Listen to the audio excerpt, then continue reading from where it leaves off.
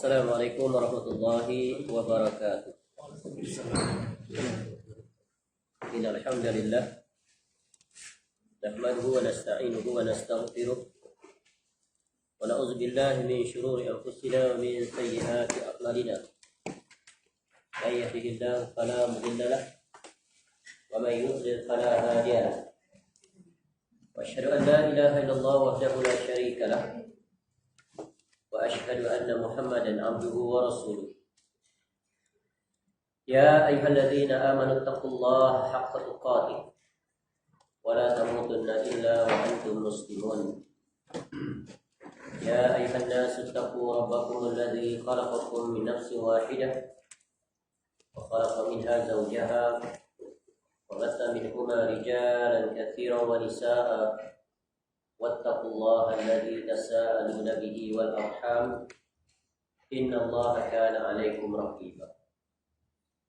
يا أيها الذين آمنوا اتقوا الله وقولوا قولا سديدا يصلح لكم أعمالكم ويغفر لكم ذنوبكم ومن يطع الله ورسوله فقد فاز فوزا عظيما. أما بعد فإن أصدق الحديث كتاب الله وخير الهدي هدي محمد صلى الله عليه وسلم وشر الأمور محدثاتها وكل محدثة بدعة وكل بدعة ضلالة وكل ضلالة في النار.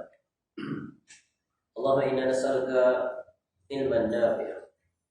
Ya Allah, kami memohon kepada Engkau ilmu yang bermanfaat, wa rizqan thayyiba, dan rezeki yang baik, wa amalan mutaqabbala, dan amal yang diterima. Alhamdulillah, namanya kita bersyukur kepada Allah Subhanahu wa taala dapat kembali kita bertemu pada petang ini untuk kita kembali menyambung dan mengambil faedah daripada kitab yang bertajuk Jalan Golongan yang Selamat, Minhajul Firqatin Najiyah wa Thaifatul Mansur, yang merupakan hasil karya Syekh Muhammad bin Jamil Zainu rahimallahu ta'ala. Sebuah kitab yang membahaskan tentang hal-hal yang terkait tentang akidah dan lawan padanya, yaitu kesyirikan dan hal-hal yang terkait dengannya. Ia memuatkan yaitu secara komprehensif, yaitu terdiri daripada 46 bahagian. Diawali dengan bahagian yang pertama, golongan yang selamat, dan diakhiri dengan bahagian yang ke-46, syair akidah muslim. InsyaAllah pada pertemuan kita pada petang ini kita akan memasuki bahagian yang ke-12, muka surat 68, yaitu di bawah tajuk yaitu perang antara tauhid dengan syirik. Baik, sebagaimana yang telah kita ketahui dan telah dipaparkan daripada bab yang pertama sampai bab yang ke-11 telah diperjelaskan kepada kita hal-hal yang terkait dengan perkara-perkara yang penting sebagai asas ya, di dalam kita mengetahui dari sisi apakah dia makna tauhid dan lawannya syirik. Kenapa kita diwajibkan untuk mengilmui, mengamalkan, hidup di atasnya dan mengajak manusia kepadanya. Ya, yang semuanya kembali kepada kalimat tauhid yang berada pada jajaran yang pertama dalam ya, susunan rukun Islam, yaitu syahadatain, dengan ikrar kita yaitu asyhadu an la ilaha illallah wa asyhadu anna Muhammadan abduhu wa rasuluh. Maka kewajiban seorang muslim hendaklah dia mempelajarinya, memahaminya, dan menerapkan dalam kehidupannya, mengajak manusia, menyeru manusia kepadanya, dan dia mati di atasnya. Kerana dengan itu dia akan menjadi seorang yang diterima di sisi Allah sebagai hamba-Nya yang bertauhid, dan Allah akan masukkan dia ke dalam syurga bersama dengan para anbiya, para siddiqin, para syuhada, dan para sholihin. Baik. Sekarang kita masuk pada perang antara tauhid dengan syirik. Di antara tabiat yang berlaku kepada yaitu orang-orang yang menyeru dan mengajak manusia kepada tauhid dan mengingatkan mereka agar menjauhi kesyirikan, pasti akan menghadapi pelbagai perlawanan, penentangan, dan juga perkara-perkara yang akan menghalang daripada tauhid yang sebenar itu berjalan dan hidup di atas muka bumi ini. Kerana tauhid dan syirik itu dia tak akan sekali-kali bersatu. Dia tak akan bersama dan dia tak akan berkompromi untuk selama-lamanya selagi dunia ini ada. Dan penyeru dan juga penegak tauhid sentiasa akan berada di barisan bersama dengan para anbiya. Manakala penyeru dan penegak kesyirikan, mereka akan berada di barisan penentang paling tegar, paling kuat sekali perlawanannya. Ya, kerana ketuanya adalah syaitan dan diikuti oleh orang-orang yang tunduk dan taat kepadanya semisal yang dicatat di dalam Al-Quranul Karim, iaitu seperti Fir'aun, ya, Abu Jahal, Abu Lahab dan sebagainya. Dan sampai ke hari ini akan ada sahaja pemuka mereka itu yang sentiasa menghalangi dan menghalang tauhid, ya, ditegakkan di atas muka bumi ini dengan berbagai alasan dan juga syubhat. Bukan saja datang daripada sisi orang-orang yang memang jelas kekafirannya, bahkan muncul di kalangan orang-orang yang mengatasnamakan agama. Jadi, ya, tauhid ini dia adalah sumber segala kebaikan, manakala kesyirikan adalah sumber segala kerosakan dan keburukan. Sebagaimana kata Imam Ibn Taymiyah rahimahullah, aslus salah at-tauhid wal iman. Pokok segala kebaikan itu adalah at-tauhid dan iman. Ya, wa aslul fasad asyirku wal kufru. Dan pokok segala kerosakan, keburukan adalah kesyirikan dan kekufuran. Baik, ini sebagai mukadimah penting sebelum kita masuk apa yang dinyatakan oleh Syekh rahimahullah. Yang pertama, perang antara tauhid dengan syirik telah terjadi sejak lama. Sejak zaman Nabi Nuh AS menyeru kaumnya untuk beribadah hanya kepada Allah semata-mata dan meninggalkan ibadah kepada berhala-berhala. Al-Quran merakamkan banyak sekali ayat-ayat yang bertebaran di berbagai surah tentang kisah para rasul-rasul alaihi wassalam. Diawali dengan Nabi Nuh AS sebagai rasul yang pertama yang Allah utuskan di tengah umat manusia setelah berlakunya, iaitu apa? Berlakunya kesyirikan yang pertama di atas muka bumi ini. Dan Allah Ta'ala sekali-kali tak akan redha dia disyirikkan dalam peribadatan padanya. Jadi Nabi Nuh AS berada di tengah kaumnya selama 950 tahun. Lama sekali dalam dakwahnya. Allah sebut dalam surah Al-Ankabut, dia boleh rujuk pada surah Al-Ankabut, surah yang ke-29 ayat 14. Jadi Allah nyatakan, ya, Nabi Nuh AS berdakwah 950 tahun. Dan para ahli sejarah, para mufassirin juga mengatakan bahawa selama 950 tahun itu sedikit sekali yang menerima seruan dakwah tauhid yang dibawa oleh Nabi Nuh AS di tengah umatnya. Berapa? Lebih kurang 80 orang. Round figure senang lah, nak kira 100.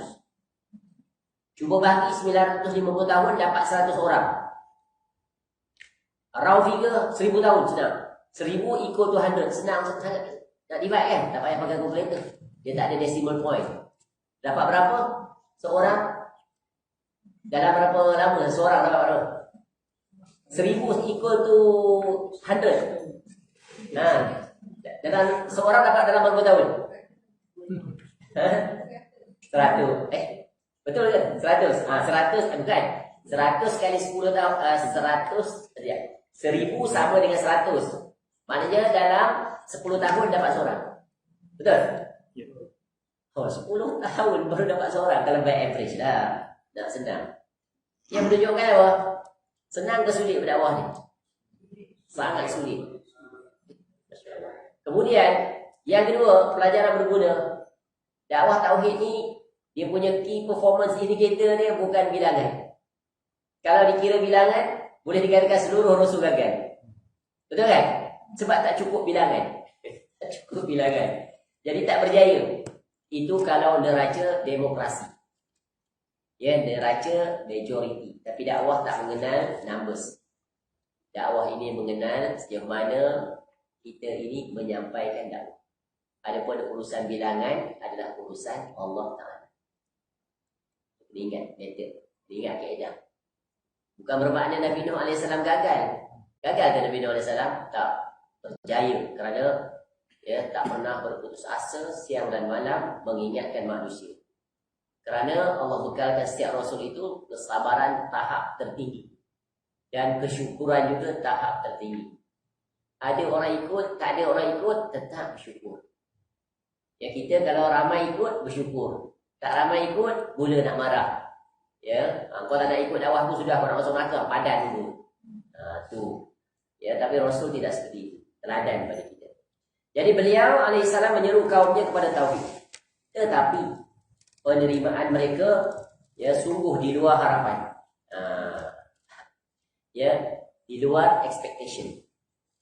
Ya, 950 tahun siang malam. Tapi yang terima sikit. Dia menunjukkan juga Nabi Nuh alaihissalam Rasul pertama yang paling tough sekali ya. Pertama menghadapi ya kaum yang pertama keluar daripada tauhid. Pelajaran berguna juga apa? Kesesatan dan kekufuran ini bila dia muncul dan dibiarkan, bukan setakat dia bertunas, dia jadi pokok, kemudian membiak, ya sulit untuk dihapus. Bahkan boleh dikatakan impossible. Apa bukti sampai sekarang kekufuran, kekafiran, kesyirikan itu bermaharajalela dan mendominasi. Orang kafir satu bahagian. Di kalangan umat Islam pun jatuh ke dalam pelbagai kesyirikan. Bahkan mereka mengatakan mereka tidak melakukan kesyirikan tetapi tetap berada di atas tauhid dengan pelbagai syubhat. Sebab itu Syekh Muhammad bin Abdul Wahab rahimahullah yang telah kita bicarakan pada bahagian 11, beliau rahimahullah menghadapi situasi seperti ini. Sama sepanjang zaman situasinya, cuma besar kecil saja. Ya. Lalu beliau menulis salah satu kitab untuk membantah alasan-alasan yang diadakan oleh orang-orang yang mengatasnamakan agama padahal jatuh dalam berbagai kesyirikan seperti ya memuja kubur, melakukan ritual-ritual ibadah di situ dan berbagai lagi. Bertawasul, bertabaruk, berdoa dan berbagai lagi. Dengan sebuah kitabnya iaitu kitab Kashfus Syubhat. Menguak, membuka ya tabir syubhat-syubhat para agamawan yang menyimpang ini. Jadi bukan senang. Ya, sebab itu dakwah tauhid ini dakwah yang paling sulit. Dia tidak dipersiapkan dengan permainan di merah tak. Sebab itu nanti kita akan lihat seterusnya kata Syekh rahimahullah betapa sulitnya ya perjuangan para anbiya. Para anbiya mereka sangat sulit. Paling susah. Padahal boleh saja Allah Taala permudahkan, betul kan? Menjadi teladan berguna kepada kita bahawa dakwah ini dia bukan perkara mudah. Ya, bukan perkara mudah. Secara jelas Al-Quran menggambarkan penolakan mereka dalam firman-Nya, A'udzubillahi minasyaitonirrajim. Wa qalu la tadharunna alihatakum wa la tadharunna waddan wa la suwa'an wa la yaghutha wa ya'uqa wa nasra wa qad adallu katsira. Dan mereka berkata, kaum Nabi Nuh alaihissalam, jangan sekali-kali kamu meninggalkan penyembahan Tuhan-Tuhan kamu. Dan jangan pula sekali-kali kamu meninggalkan penyembahan Wad, dan jangan pula Suwa, Yahuz, Ya'uq dan Nasr.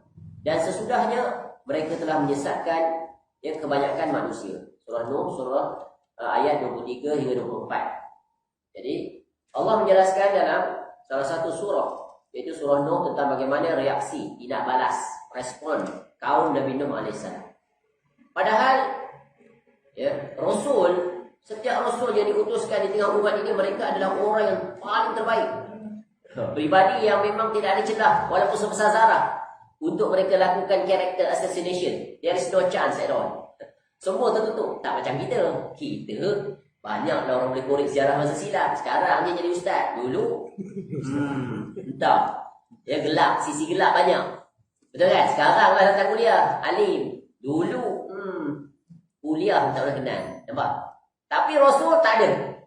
Ya, before, during and after tak ada ruang langsung. Ya, ditutup semua pintu tu. Tapi dalam keadaan itu pun mereka tetap degil dan ingkar. Jadi inilah ya cabaran yang dihadapi oleh Nabi Nuh alaihissalam. Tentang tafsir ini, Al-Imam Bukhari rahimahullah meriwayatkan daripada Ibnu Abbas radhiyallahu anhuma. Dia berkata, ya Ibnu Abbas radhiyallahu anhuma mengatakan tentang ayat ini, ini adalah nama-nama orang-orang soleh dari kaum Nabi Nuh alaihissalam. Tadi nama-nama tu, Wad, Suwa, Yahuz, Ya'uq, Nasr, itu adalah nama-nama orang soleh.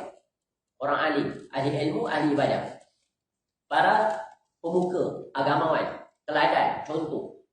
Ketika mereka meninggal dunia, syaitan membisikkan kepada kaumnya agar mereka membuat patung orang-orang soleh tersebut.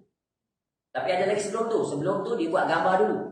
Berlalunya zaman silih berganti, maka dibisikkan pula buat gambar, buat patung, rupaka, ataupun buat objek 3 dimension, buat hati.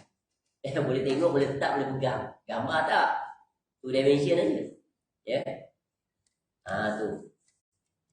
Dan agar memberinya nama sesuai dengan nama-nama mereka, maka patung-patung tu dibagi nama. Dan kemudian patung-patung inilah masuk ke dalam Jazirah Arab yang kemudian disembah oleh orang-orang Arab musyrikin itu, yang Nabi SAW nanti datang untuk membetulkan pegangan dan pemahaman mereka terhadap penyembahan patung-patung. Banyak sekali dialog bantahan yang dikemukakan dalam Al-Quran terhadap kaum kafir musyrikin. Maka mereka pun melakukan perintah syaitan tersebut. Tadi tu yang memberikan idea untuk lukis gambar, untuk buat patung tu, semua idea datang daripada syaitan, iblis, bisikkan. Pada awalnya patung-patung itu tidak disembah. Patung tu gunanya untuk apa? Bila tengok patung, tengok rupa orang-orang soleh, ingat pada Allah. Bagus tak? Dia punya intention tu. Oh, bagus. By first layer.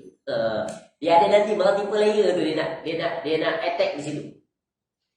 Berlaku tak pada kaum umat Islam ni? Berlaku tak? Pada kelompok tertentu gambar Tok Syekh dia penuh dalam rumah. Sebari ni untuk guru dia. Dia dengan memiliki iktikad tertentu. Bila ingat Tok Guru, ingat Allah. Bahkan ada di antara mereka yang letak dalam kereta, dia letak dalam poket, tengah sujud terkeluar jatuh sebab sujud. Sekarang dia ada conversation. Tahu dah ni. Tahu jadi orang ni. Bahkan ada di antara mereka menggunakan gambar itu ketika mereka nak memulakan ibadah.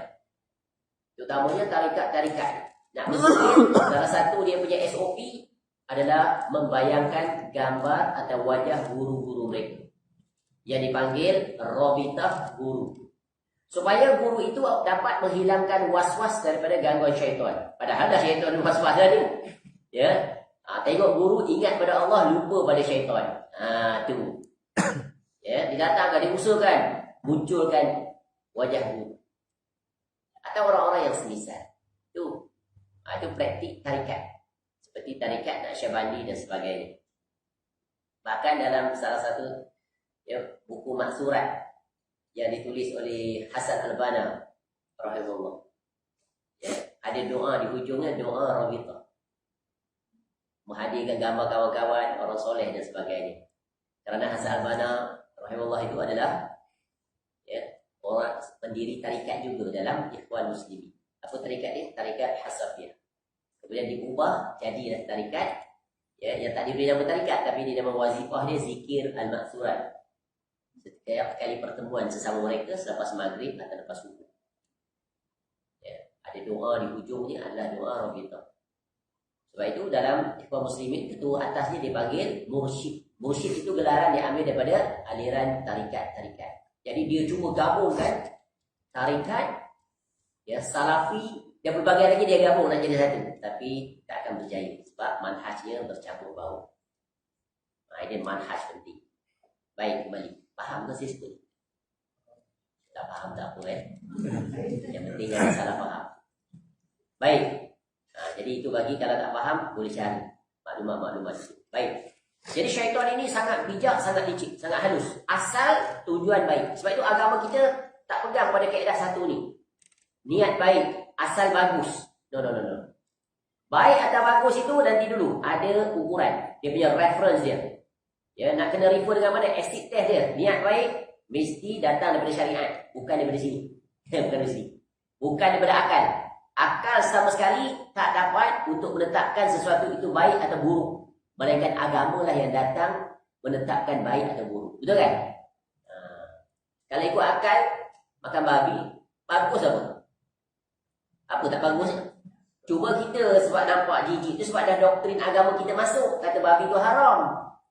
Cuba tak masuk yang tu, kata babi tu halal. Paling sedap lah. Betul kan? Betul atau tidak? Kasih lagi.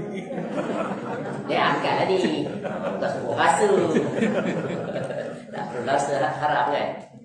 Sebab syariat mengatakan demikian, maka kita pun aku. Tapi kalau biological thinking, tak ada masalah apa-apa. Babi itu, bahkan babi itu paling meluas. Ya, fully utilized. Right from beginning, dia punya nose ni sampai hujung ekor tu semua fully utilized dan capitalized. Dalam dua industri besar, pharmaceutical dan juga makanan. Apa yang tak boleh berat dia? Oh, very special lah dia. Tisu apa pun, jantung dia pun boleh ganti jantung orang sakit jantung tu. Allah jadikan. Tapi kenapa Allah larang? Sebab nak uji. Ujian keimanan. Majoriti penduduk dunia makan daging kambing, daging lembu ke daging babi? Daging babi. Majoriti orang kafir. 8 billion.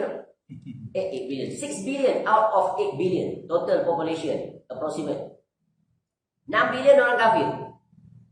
Yang paling banyak billion kafir ni di mana? Negara mana? Negara mana?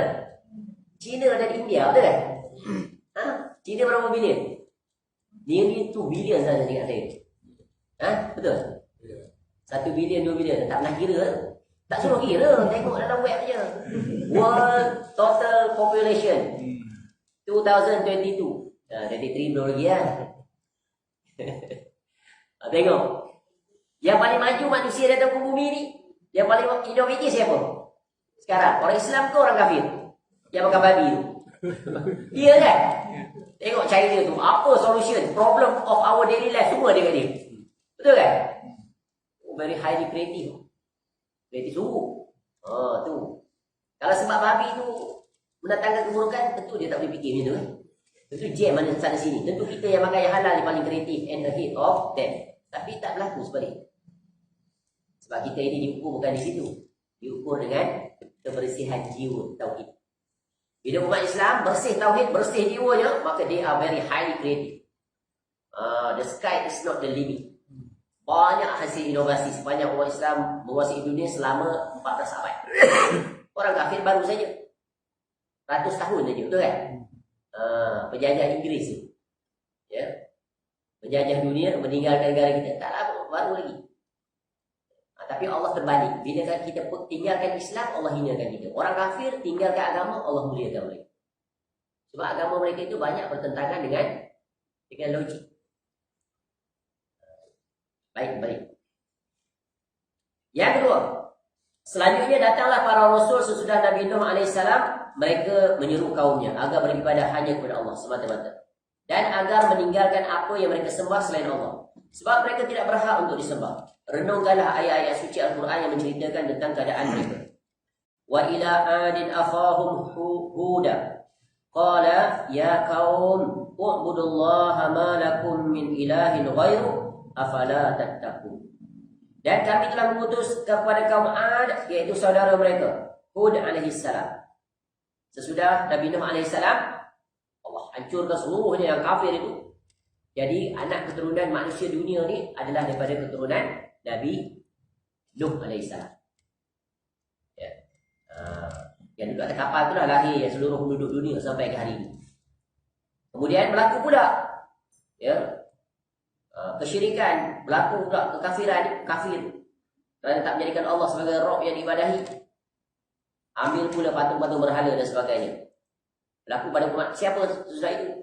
Quran mengisahkan kisah umat Nabi Hud alaihissalam. Nabi Hud alaihissalam sampai sekarang berlaku kerosakan. Iaitu apa-apa? Buat puja kubur Nabi Hud alaihissalam. Di mana? Di Yaman. Betul kan? Oleh kelompok agamawan yang membesarkan kuburan. Ada ritual dia. Seolah-olah pergi menunaikan haji di situ. Tengok mana itu? Dia buat.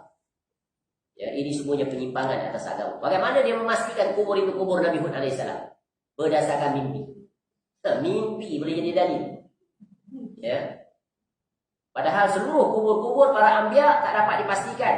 Allah hanya pelihara satu saja kubur, iaitu kubur yang mulia Nabi SAW. Yang lain tak boleh disahkan. Tak boleh dibuktikan. Dan memang ada kubur-kubur yang telah dikenal pasti kemudian dilupakan. Ia berkata, hai kaumku, sembahlah Allah. Sekali-kali tidak ada Tuhan bagimu selainnya, maka mengapa kamu tidak bertakwa kepadanya? Surah Al-A'raf, surah yang ke-7 ayat 65. Begitu juga wa ila thamud akhahum salihah qala ya qaum u'budullaha ma lakum min ilahin ghairu. Dan kepada Thamud, kaum Thamud, kami utus saudara mereka Saleh, yaitu Nabi Saleh alaihissalam. Saleh alaihissalam berkata, hai kaumku, sembahlah Allah. Sekali-kali tidak ada bagimu Tuhan selain Dia. Yaitu surah Hud ayat 61. Begitu juga wa ila madyana akhahum syu'aiba qala ya qaum u'budullaha ma lakum min ilahin ghairu. Dan kepada penduduk Madian kami utuskan saudara mereka Syuaib alaihissalam. Dia berkata, hai kaumku, sembahlah Allah, sekali-kali tiada Tuhan bagimu selain Dia. Surah Hud ayat 84. Wa idh qala Ibrahim li abihi wa qaumihi innani bara'un mimma ta'budun illa alladhi fatarani fa innahu sayahdin. Dan ingatlah ketika mana Ibrahim alaihissalam berkata kepada bapanya dan kaumnya, sesungguhnya aku tidak bertanggungjawab terhadap apa yang kamu sembah, tetapi aku menyembah Tuhan yang menjadikannya. Kerana sesungguhnya Dia akan memberi hidayah kepadaku. Ya, surah Az-Zukhruf ayat 26 hingga 27.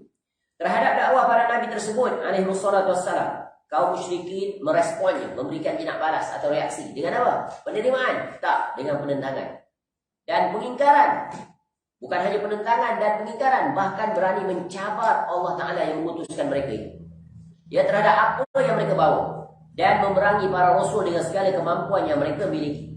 Apa saja instrumen yang ada pada mereka, mereka serahkan, mereka kerahkan dan mereka maksimalkan.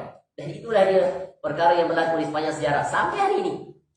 Sesiapa saja yang menyuruh kepada tauhid, yang memperingatkan tentang bencana dan bahaya syirik, pasti tak akan diterima, pasti akan ditentang. Orang kafir itu clear ni di kalangan umat Islam. Ya, yang ini yang payah, syubhat yang sangat sulit, terutamanya orang awam, jatuh berguguran dalam dagapan mereka. Nak membetulkan, nak menerangkan senang tak? Sangat sulit. Sebab itu, ya, tauhid dan syirik ni adalah pelajaran yang sangat wajib kita pelajari. Dan dipelajari dengan benar, berdasarkan sumber yang benar. Di mana tauhid yang benar? Quran. Dan Quran, each of us, we are accessible to it. Semua kita boleh akses.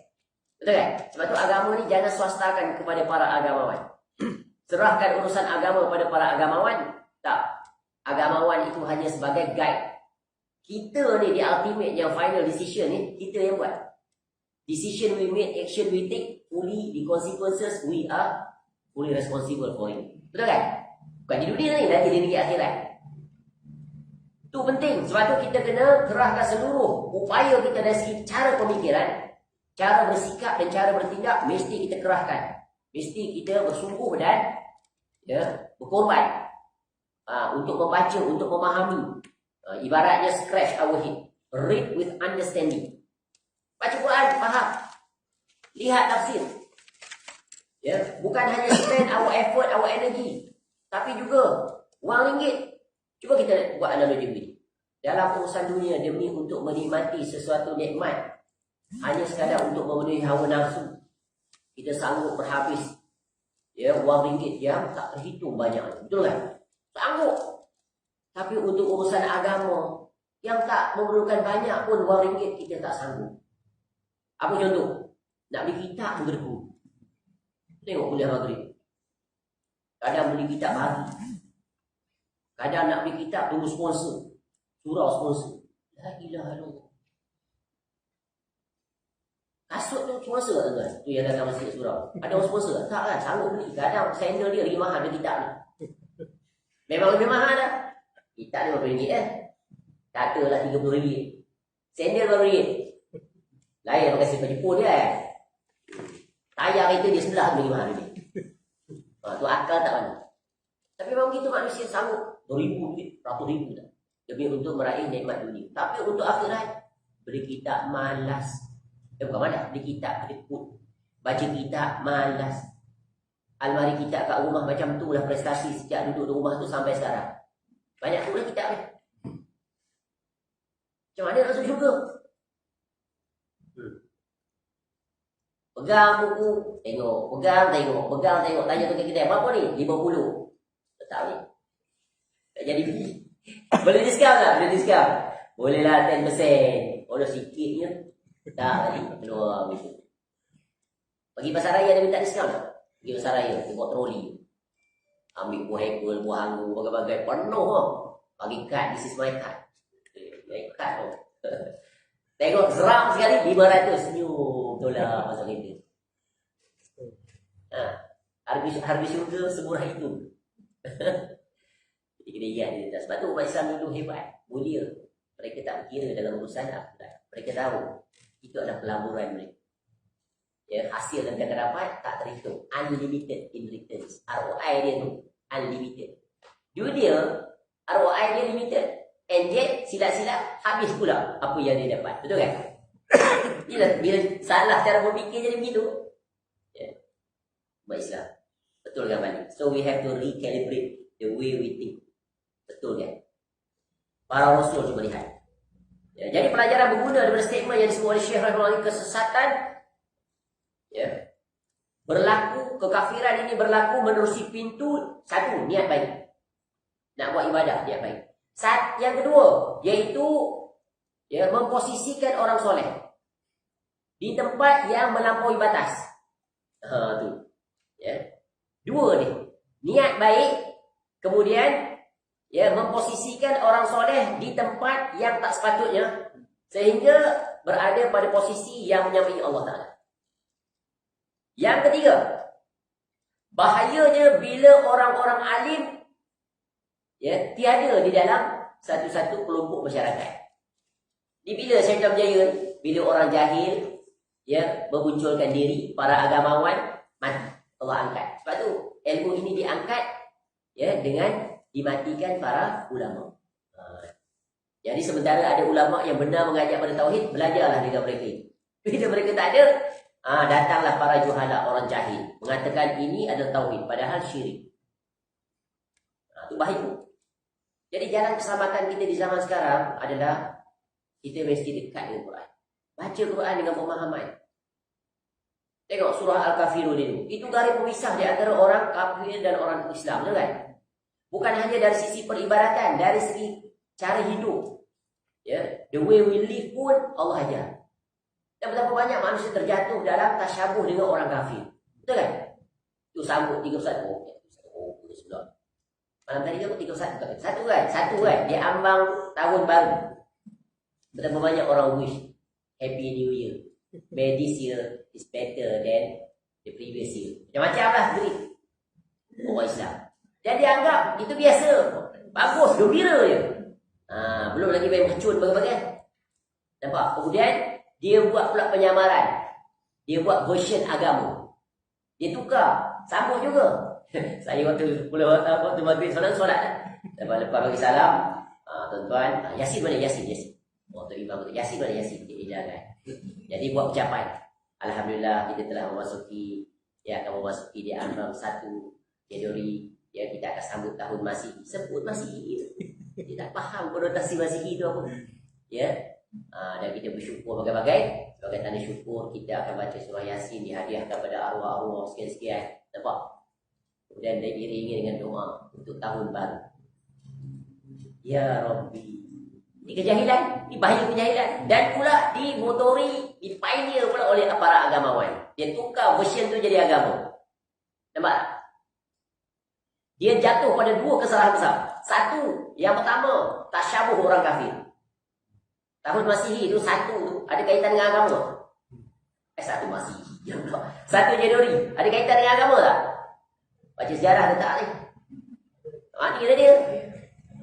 Ada lah. Ya. Sambutan tu ada origin dia.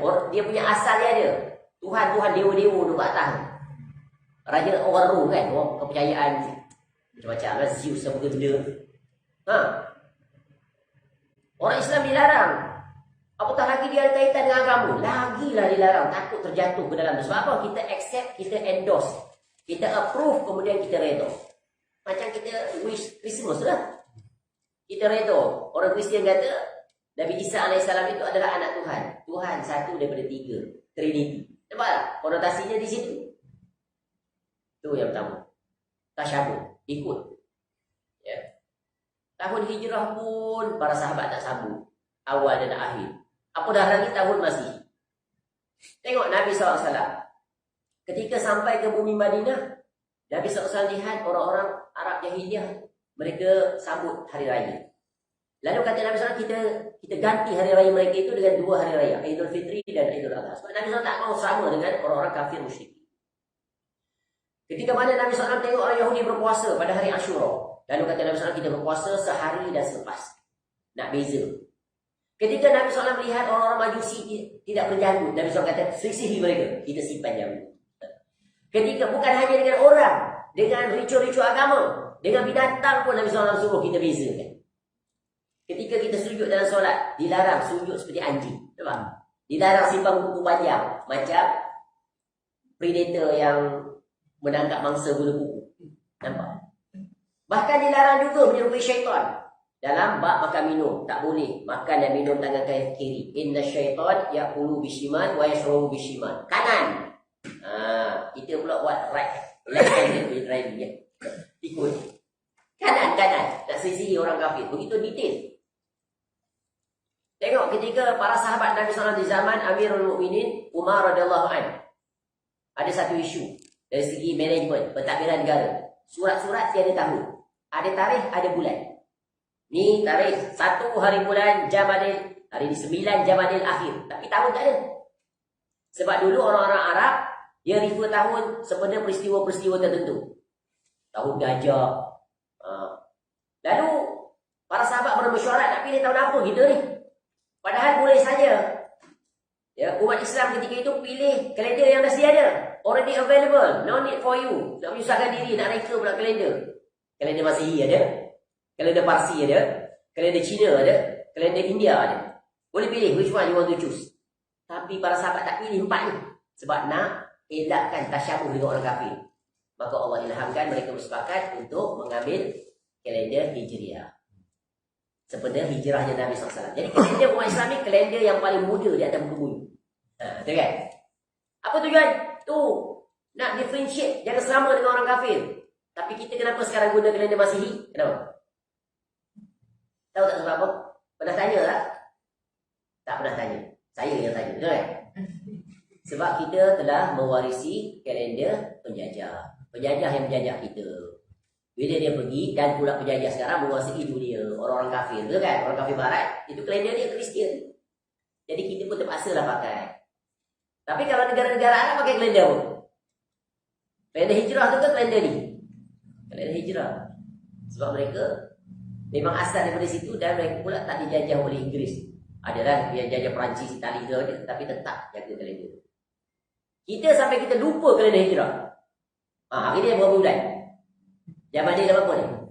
Saya dah sebut dah tadi. Berapa bulan dah ni? Atau tak bukan hari ni? Esok berapa bulan?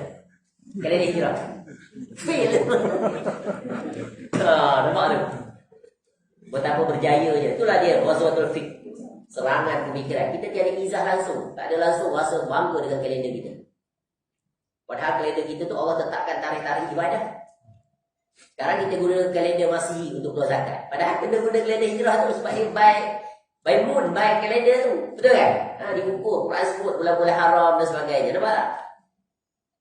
Jadi kita kena akrab juga dengan kalender. Ya, kena tengok. Dia hari ni sama dengan berapa. Jadi kita tahu. Itulah bahaya. Bila tasyabuh. Kemudian tadi jatuh pula dalam bid'ah fil ibadah. Ya. Acara sambutan tahun Masihi dia pergi buat amalan agama. Dan amalan agama pula tak ada pula aturan daripada agama. 3 kesalahan. Dan mereka merasa itulah amal soleh. Padahal bukan. Ustaz, majoriti buat. Ahli agama buat. Atas arahan pemerintah lagi. Tapi itu bukan dalil. Cuba lihat. Contoh. Asal dipanjang sedikit Nabi. Asal makam Nabi SAW yang mulia berada dalam masjid ke berada di luar masjid? Dua kan? Sekarang ada dalam masjid tu kan? Sebab diperluaskan kawasan belah side rumah Aisyah radhiyallahu anha. Macam mana boleh masuk? Padahal sebelum tu Amirul Mukminin Khalifah Islam yang pertama, yang kedua, yang ketiga, ketika Uthman radhiyallahu anhu dan Umar radhiyallahu anhu melebarkan, meluaskan masjid Nabi tu, dia tak pergi arah belah ni. Dia pergi arah belah satu lagi. Dia tahu Nabi SAW melarang jangan masukkan kuburan dalam masjid. Rumah Nabi SAW, isteri-isterinya bukan dalam masjid, jiran masjid. Tetapi bila sampai pada zaman Khalifah Marwan bin Silap, dia perintahkan Umar bin Abdul Aziz anak supaya melebarkan di kawasan ini. Dan ada para tabi'in, para sahabat semuanya dah meninggal. Tabi'in iaitu melarang jangan dilebarkan kawasan ini. Tapi dia langgar, dia buat dulu. Kalau kita guna gitu, itu boleh. Ya, khalifah lagi perintahkan. Tapi bercanggah tak dengan syariat? Bercanggah. Jadi kena ingat kaedah ni. Ya, siapa pun dia, sehebat apa pun dia, kalau dia melanggar syariat, maka perkataannya, perbuatannya bukan hujah, kena ditinggal. Ini kaedah. Banyak orang awam datang ke kaedah seperti itu. Betul kan? Ini mereka buat, ramai yang buat. Diperintahkan lagi. Dan berbagai hal. Tapi tengok, aturan agama perintah. Kalau tak, maka tinggal. Baik, yang ketiga, Rasulullah SAW misalnya sebelum diutus sebagai Rasul, beliau SAW terkenal di kalangan orang-orang Arab dengan julukan As-Sadiq Al-Amin ataupun As-Sadiqul Masduq. Kalau dalam hadis ada disebut, iaitu yang jujur dan dapat dipercayai. Ya. Tetapi tak kala beliau SAW mengajak kaumnya menyembah kepada Allah dan mengesakannya, serta menyeru agar meninggalkan apa yang disembah oleh nenek moyang mereka, dengan serta-merta mereka lupa dengan kejujuran dan keamanahan beliau. Lalu mereka menghujaninya dengan berbagai julukan buruk. Di antaranya ada yang menjuluki beliau SAW dengan gelaran ahli sihir lagi pendusta. Al-Quran mengisahkan penolakan mereka terhadap dakwah tauhid dalam firman-Nya, wa ajibu an ja'ahum munzirun minhum wa qala al-kafiruna hadza sahirun kadzdzab aja'ala al-alihata ilaha wahida inna hadza la syai'un ujab. Dan mereka hairan, orang kafir musyrikin, kerana mereka kedatangan seorang pemberi peringatan, yakni Rasul dari kalangan mereka. Dan orang-orang kafir berkata ini adalah seorang ahli sihir yang banyak dusta dia, pendusta. Mengapa ia menjadikan Tuhan-Tuhan itu Tuhan yang satu saja?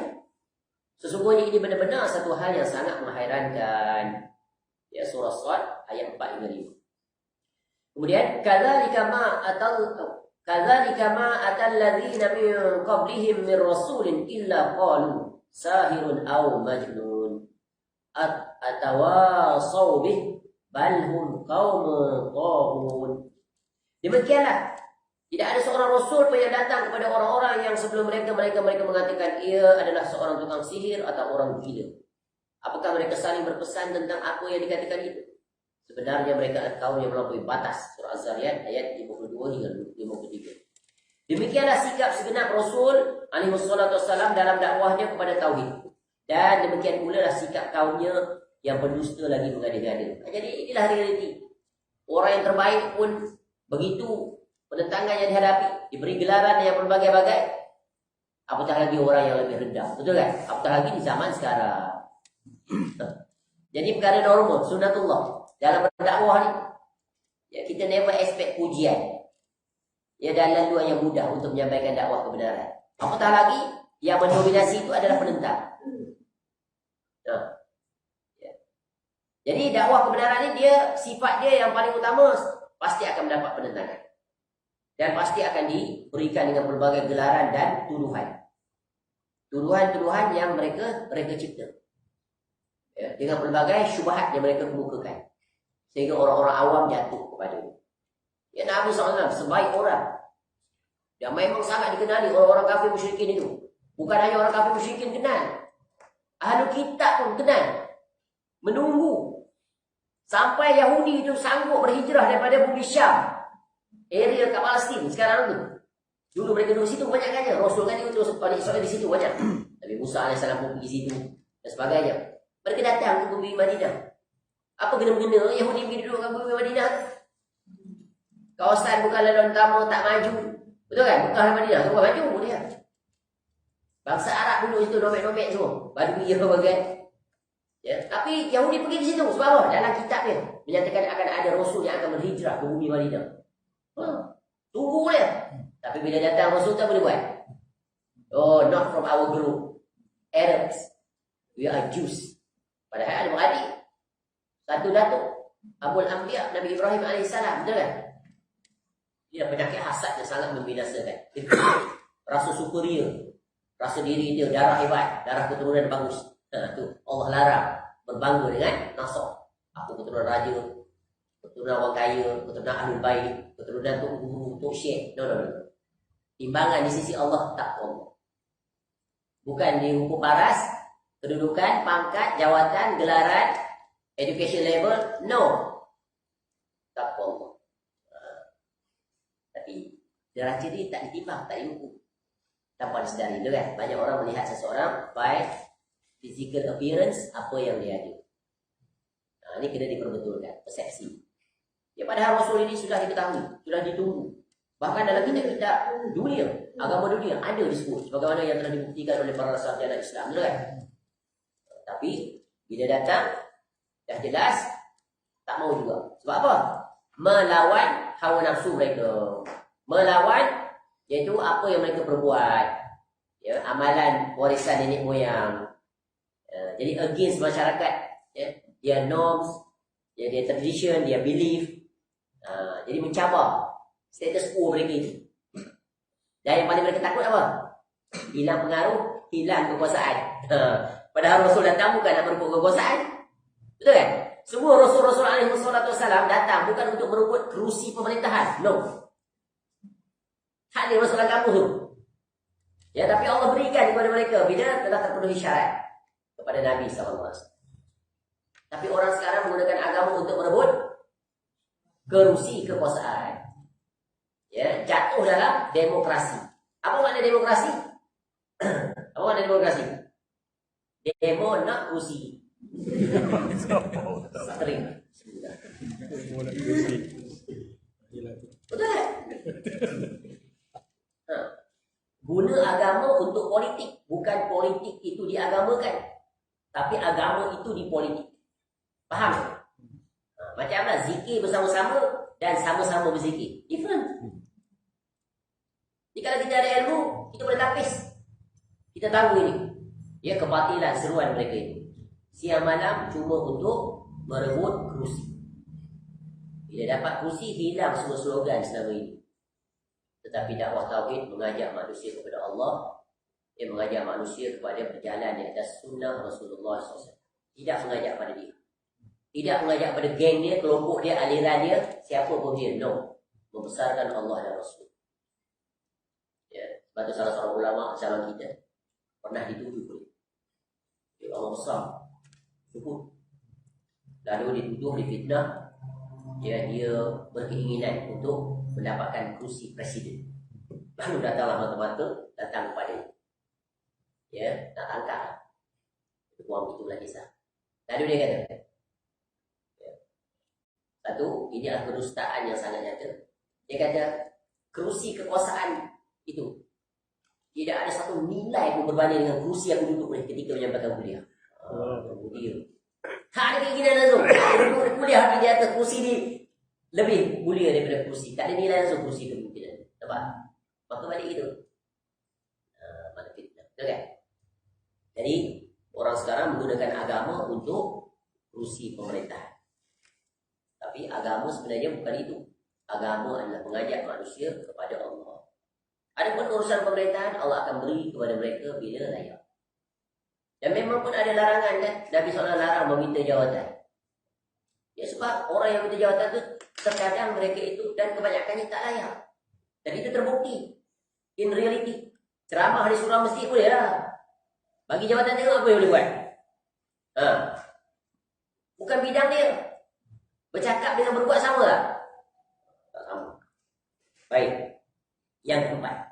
Pada zaman kita saat ini, jika seorang Muslim mengajak saudara Muslim lainnya kepada akhlak, kejujuran dan amanah, ia tidak akan menemukan orang yang menentangnya. Betul? Ajak pada buat baik. Ajak pergi masjid. Ajak bercakap baik, berakhlak, banyak berzikir. Tak ada siapa lah buat. Tak ada siapa tak setuju. Betul kan? Berbeza hanya jika dia mengajak mereka pada tauhid. Yang kepadanya para rasul menyeru, iaitu beribadah hanya semata-mata kepada Allah dan tidak memohon kepada selainnya, baik kepada para nabi atau wali. Kerana sungguhnya mereka hanyalah hamba Allah. Nescaya orang-orang akan segera menentangnya dan menuduhnya dengan berbagai tuduhan dusta. Mungkin mereka akan menjulukinya Wahhab, dengan maksud untuk membendung orang lain dari dakwah pada tauhid. Memang dakwah tauhid ni dalam seruan dia, kuliah dia, ajakan dia cerita tauhid syirik, sunnah bid'ah, khurafat, tahyul dan sebagainya. Jauhi dosa, jauhi maksiat. Tu dia tak ajak pada selain itu. Betul kan? Ada ajak, jom kita rebut kerusi ke, nak jadi raja ke, nak jadi pemerintah, tak? Ajak demonstrasi ke, buat provokasi, tak. Ya. Bahkan mereka lah orang yang paling taat terhadap pemerintah yang telah dilantik. Sebab itulah manhaj yang mereka warisi daripada Nabi SAW. Memberikan ketaatan pada pemerintah, siapa pun dia, sama ada dia naik dengan cara yang benar atau cara yang batil. Bila sah dia jadi pemimpin, maka kewajiban rakyat taat, tunduk, patuh dalam perkara yang ma'ruf dan tidak taat dalam perkara maksiat. Adapun nak menarik bai'ah, ketaatan kepada pemimpin, dilarang. Sebab Nabi SAW memberikan banyak dalam hadis, kalau siapa yang melepaskan ikatan daripada pemerintah, maka dia akan mati dalam keadaan mati jahiliyah. Tapi orang sekarang tidak, siang malam. Sebab bukan dia, bukan kumpulan dia, macam-macam serangan, betul kan? Nampak tak? Itu khawarij. Jatuh dalam khawarij pula. Sepatutnya apa yang perlu dibuat? Taat, beri sokongan, doakan kebaikan untuk dia. Check and balance in positive manner. Dia tak, apa yang dia tak buat? Nampak tak? Adakah itu akan menguatkan umat Islam? Adakah itu akan mendatangkan kemakmuran dan keamanan? Never. Impossible. Negara berada dalam keadaan yang sangat tidak stabil. Akhirnya apa berlaku? Kita jugalah yang dapat impact. Risikonya kita. Betul kan? Telur naik harga pun dah pingsan.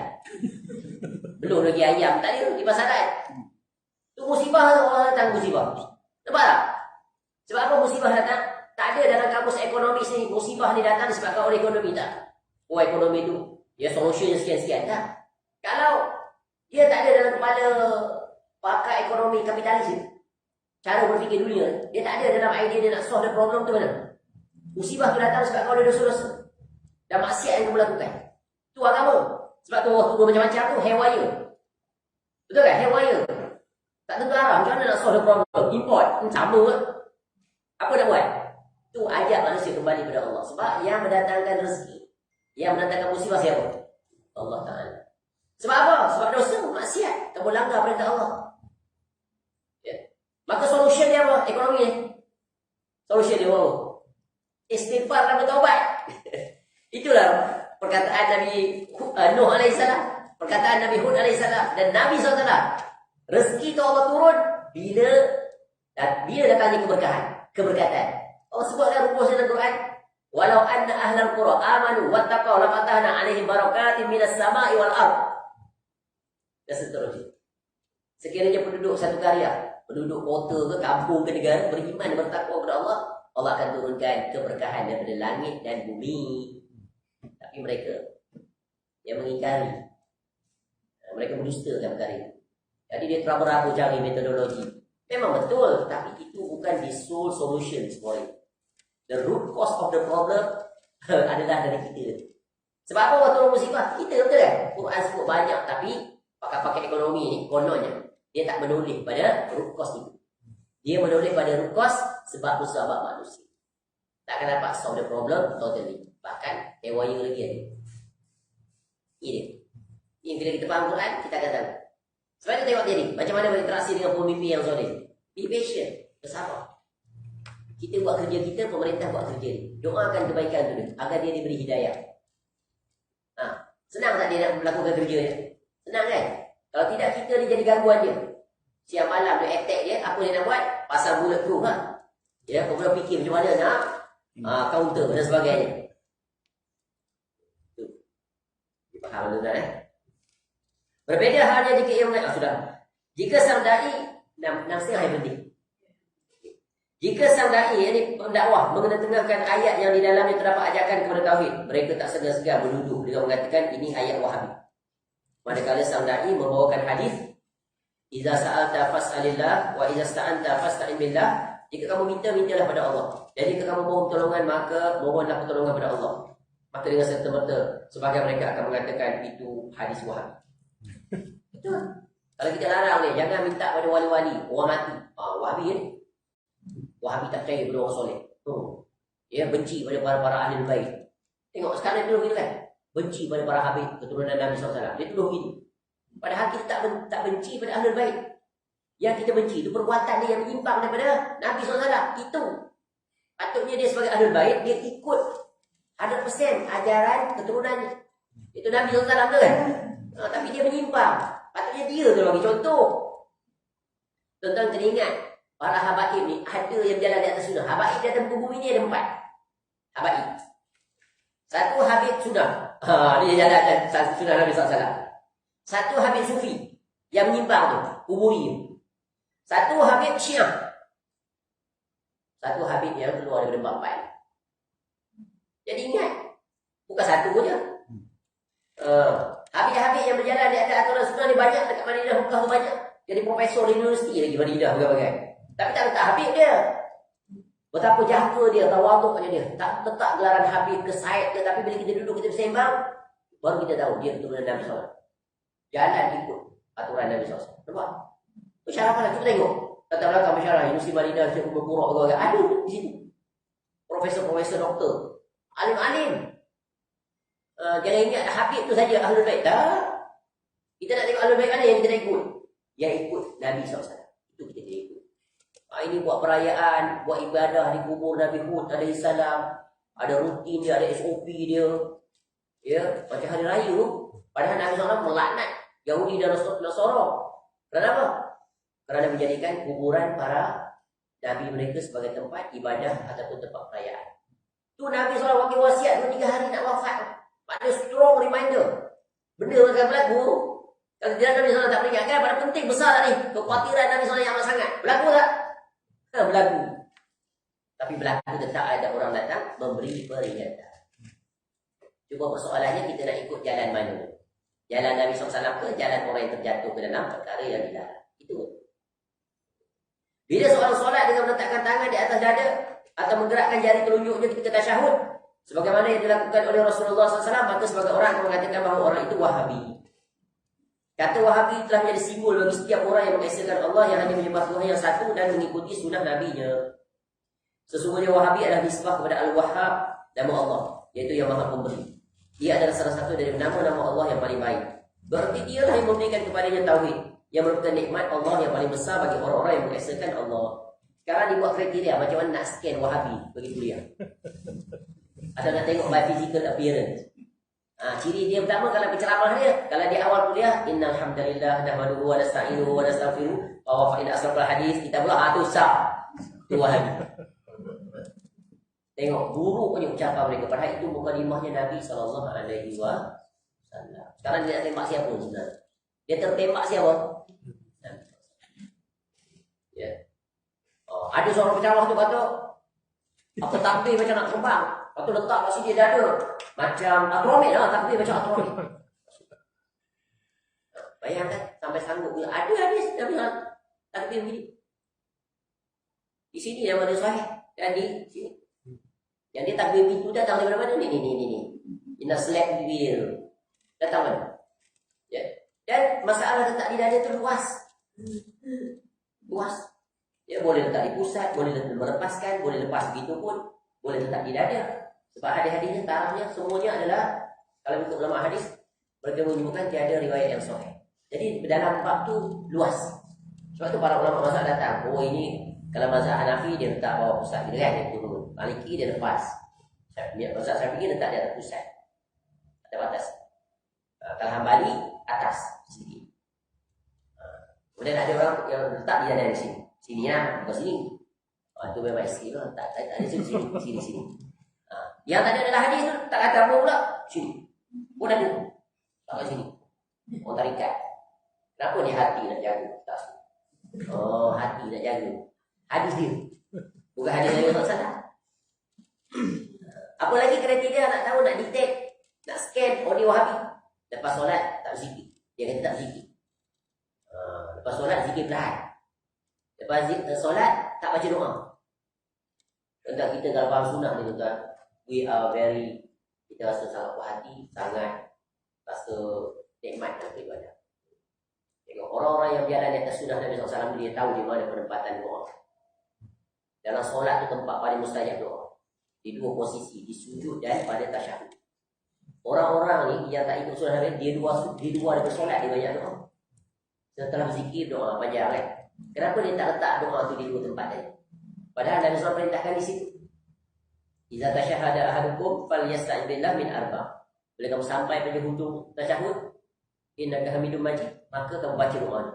Allahumma inni as'aluka Allahumma inni a'udzubika min azab jahannam wa min azabil qabr wa min fitnatil mahya wal mamat wa min syarri fitnatil masiihid dajjal. Baca tak? Baca tidak? Oh, mengaku tu. Tapi saya percaya. Tentu kena baca. Cuma faham sunnah. Kemudian boleh baca lagi tak doa lain? Boleh semua. Doa yang imam membaca dalam solat semua tu bawa masuk sini. Terutamanya kalau kita solat bersendirian lah. Kalau kita jadi imam atau tu alamat lah, mukarakak lah imam.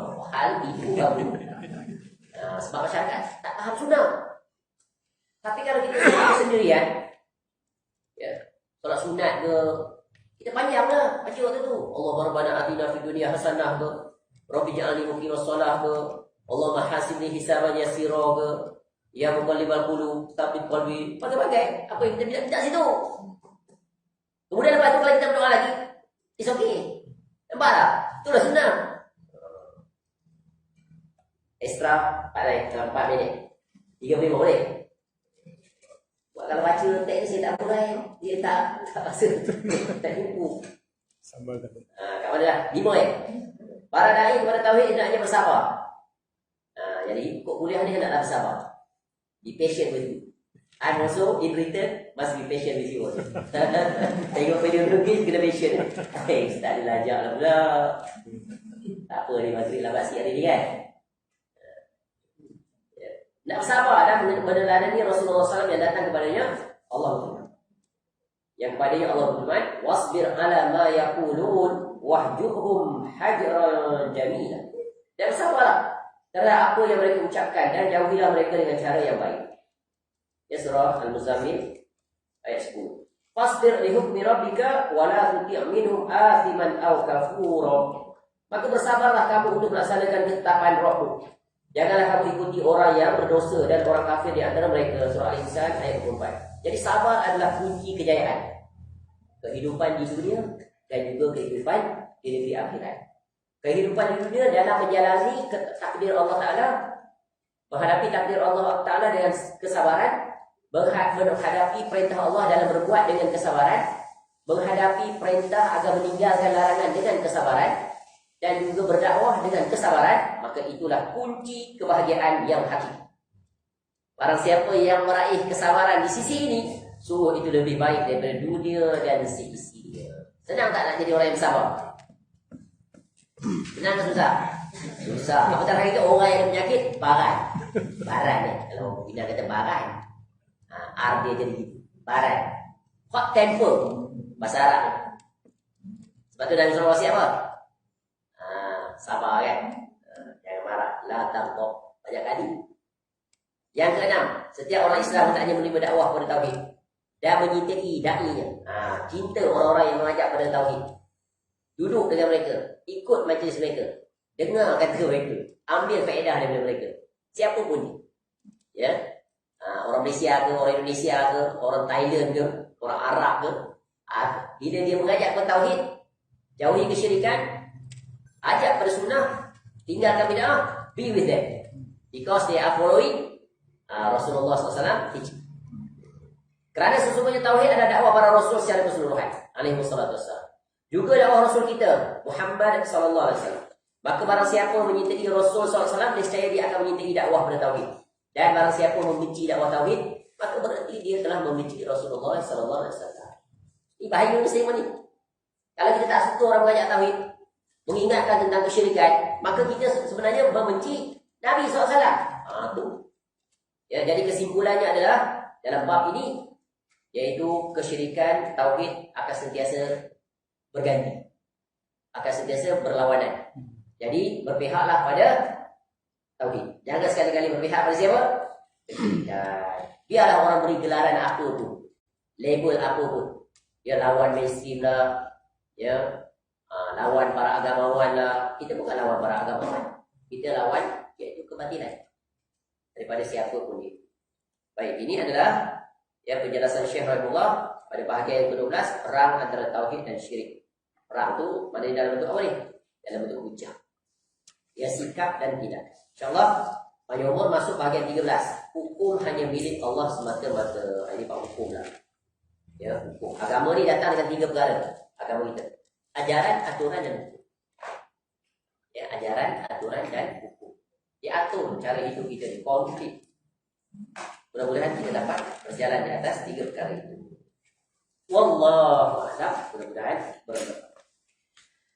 Subhanakallahumma wa bihamdika asyhadu an la ilaha illa anta astaghfiruka wa atubu ilaik. Sallallahu ala nabiyyina Muhammad wa ala alihi wa sahbihi wasallam. Wa akhiru da'wana alhamdulillahi rabbil alamin. Assalamualaikum warahmatullahi wabarakatuh.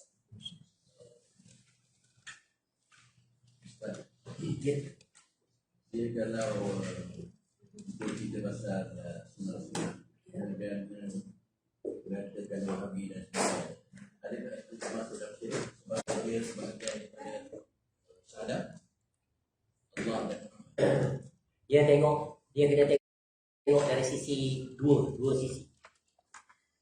Kalau dia maksud menolak, mengingkari sunnah yang kita sebut, ya maka itu tentunya berbentuk pengingkaran. Contoh kita kata marilah kita menghidupkan sunnah Nabi SAW seperti contoh iaitu dia makan tangan kanan, minum tangan kanan, ataupun contoh bila kita masuk rumah, keluar rumah ada bacaan, bila kita dengar hujan, turun hujan dan sebagainya. Kemudian dia kata, alah sikit-sikit sunnah, benda kecil je, benda besar ya ada tak buat, nak buat yang kecil-kecil. Ketika itu, tapi kita kena jelaskan dulu, tegakkan hujah. Maknanya dia kena faham benda tu adalah sunnah, jangan ditolak. Kalau dia degil, ingkar, maka boleh terlucut keislamannya. Lucut. Sebab apa? Sebab kaedah nak menjatuhkan seorang itu dalam hukum kafir, ya, dia ada dawabitnya, dia kaedah. Ya, satu, dia ucap dalam keadaan dia sedar. Yang kedua, tidak ada pasangan. Yang ketiga, dia faham dengan dia sendiri. Tu. Jadi maknanya, tapi ucapannya secara umum bila dia berbicara seperti itu membahayakan akidah. Berbahaya, sangat berbahaya. Sebab itu jangan berbicara sembarangan terkait dengan urusan agama. Maka kena berhati-hati. Itu bahayanya kejahilan. Sepatutnya kalau dah diajak kepada sunnah, maka sepatutnya kalau dia cinta kepada agama ini, dia terima, betul kan? Tapi sebab doktrin relaksasi Wahabi itu sudah menganggap kuat dalam otak dia. Jadi, ya, maka dia datangkan berbagai alasan dan penentangan. Itu bila dah masuk doktrin itu kan. Ini ciri khas. Orang yang mengajar sunnah ni sebenarnya Wahabi. Namanya Salafi, tukar ganti baju. Padahal hakikatnya Wahabi. Apa ciri khasnya dia kata? Contoh, ya, dia kata apa? Tak baca Yasin, tak buat majlis tahlilan, dia tak baca talqin di kuburan. Apa lagi? Tak buat kenduri. Hari pertama, hari kedua, hari ketiga. Padahal kalau diikut semua tu, ada tak aturan agama? Tak ada, betul kan? Kata talqin tu adalah hadis dhaif. Okey, yang tu tak, itu khilaf. Jadi ini bahayanya orang yang cakap apabila telah didoktrin pemahaman seperti itu. Tapi kewajiban kita adalah menyampaikan nasihat dia, tegur dia. Tapi kita tak menjatuhkan hukuman kita. Dia kata kau kafir lah, kau sesat. Tak. Kita nasihati dia, tegur dia. Tapi kalau dia ingkar, dia dengki, kita beri ancaman. Jangan kata seperti itu, khawatir nanti kita terjatuh, terbatal keislaman. Cukup tak tahu. Wallahu a'lam.